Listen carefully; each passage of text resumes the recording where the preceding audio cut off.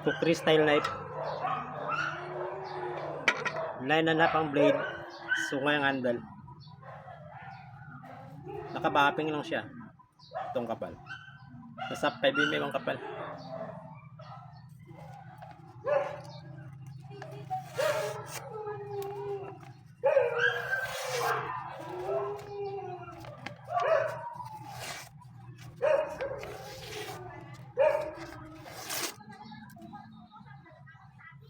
Ang kaluban niya, barayong.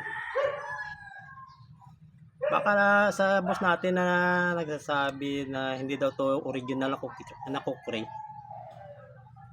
Boss, hindi talaga to original na kukri kasi gawang Pinoy. Ang original na kukri, gawang Nepal. Kaya nga sinabi ko kukri style knife.